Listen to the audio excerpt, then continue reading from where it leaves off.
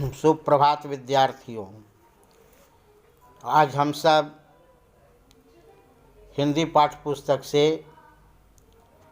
नीलकंठ कहानी का अध्ययन करेंगे। इसके लेखिका हैं महादेवी वर्मा। तो सबसे पहले हम महादेवी वर्मा जी के बारे में जानें। महादेवी वर्मा हिंदी भाषा की प्रख्यात कवियत्री हैं और वे आधुनिक हिंदी कविता में महत्वपूर्ण शक्ति के रूप में उभरी। वह छायावादी युग के प्रमुख स्तंभों में से एक हैं। हिंदी साहित्य में महादेवी वर्मा आधुनिक मीरा के नाम से भी जानी जाती हैं। उनका जन्म 26 मार्च 1904 में उत्तर प्रदेश के फर्रुखाबाद नामक शहर में हुआ था। उनके पिता का नाम गोविंद प्रसाद वर्मा था, जो कि भागलपुर के कॉलेज में प्रधानाचार्य के पद पर कार्यरत थे। उनकी माता का नाम हेमरानी था, जो कि एक कवित्री थी। वे श्री कृष्ण में अटूट श्रद्धा रखती थी और वे प्रतिदिन कई घंटों पूजा पाठ करती थी। 11 सितंबर 1987 में महादेवी वर्मा जी की निधन हो गई। इनकी प्रमुख रचनाएं निहार, रश्मि, नीरज, दीपशिखा, यामा, मेरा परिवार प्रमुख है। इनकी लिखी नीलकंठ जो रेखा चित्र कहानी है, उसमें बतलाया गया है कि महादेवी वर्मा पशु पक्षी से बहुत लगाव था, प्रेम करते थे और पालते थे, देखभाल रख रखाव करते थे। एक बार जब वे अतिथि को स्टेशन पहुंचाकर लौट रही थी, तो उन्होंने देखा कि मोर मोरनी का जो जोड़ा है वह बिक रहा है। एक बैग उनका मन खिंचा हुआ, ड्राइवर को गाड़ी रोकने के लिए बोले और 30 रुपये में उस मोर मोरनी यानी नर और मादा को खरीद लिए। छोटा होने के कारण यानी बच्चा होने के कारण वह मोर मोरनी तीतर की तरह लग रहा था। जब वे घर पर लेकर आए तो लोग भी उन्हें ही कहा कि यह तो तीतर है, यह मोर मोरनी नहीं है। लेकिन धीरे धीरे जब रख रखाव देखभाल करने लगे तो अपनी स्वाभाविक के रूप में मोर मोरनी आई, उसके कलगी निकले और ग्रीवा माने कंठ भी नीले रंग के दिखाई पड़ने लगे, जिसके कारण महादेवी वर्मा ने उस मोर का नाम नीलकंठ भी रख दिया। अब विशेष परिस्थिति महादेवी वर्मा के साथ थी, क्योंकि वे खरगोश पाले हुए थे, बिल्ली भी पाले हुए थे, मोर भी पाल लिए, एक कुतिया भी थी। अब सब एक साथ संभव नहीं हो सकता था कि साथ रहे खेले। और बाद में एक और घायल मोर को खरीद लाए। उसको भी रख रखाव देखभाल के बाद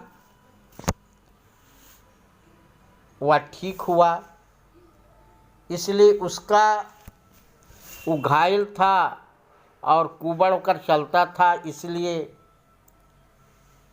उसको जो है से नाम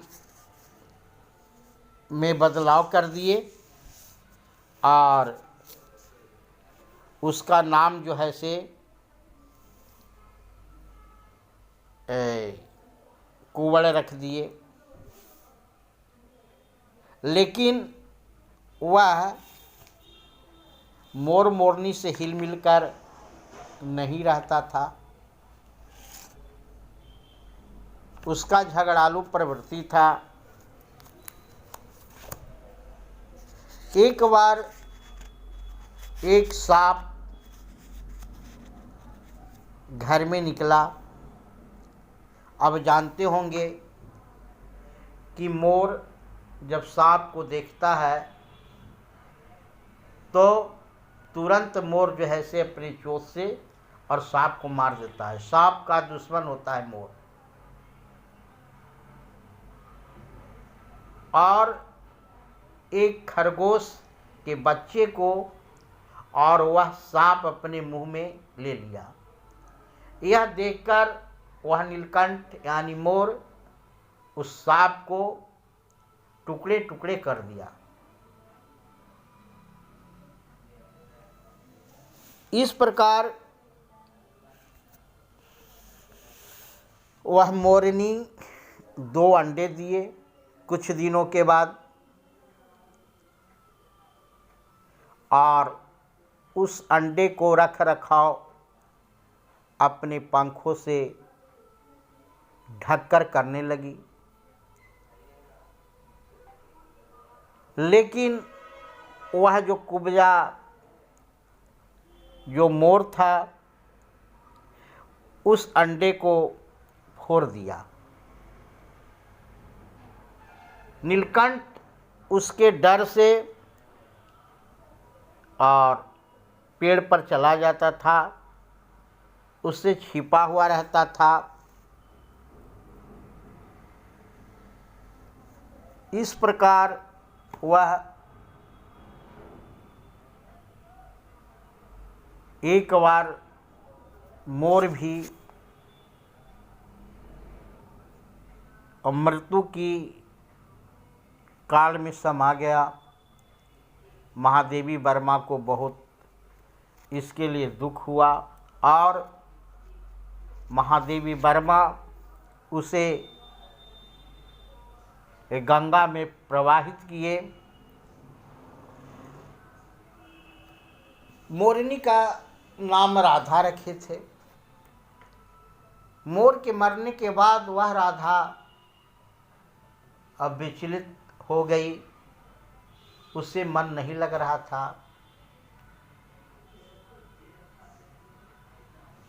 लेकिन क्या करता, वह इधर उधर उसी घर में घूमता फिरता और अकेलापन बहुत महसूस करता था। बाद में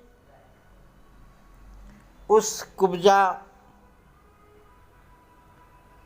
का स्वभाव में कुछ परिवर्तन हुआ।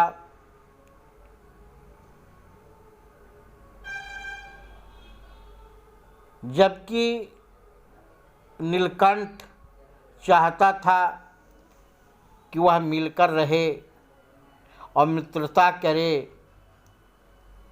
परंतु वह कुब्जा अपने स्वभाव से चोंच मार मार कर राधा को ढकेलते रहता था। अंडे को पैर से फोड़ दिया। इस तरह कलह कोलाहल से और उसमें भी अधिक राधा की दूरी से बेचारे नीलकंठ की प्रसन्नता का अंत हो गया। कई बार वह जाली के घर से निकल भागा।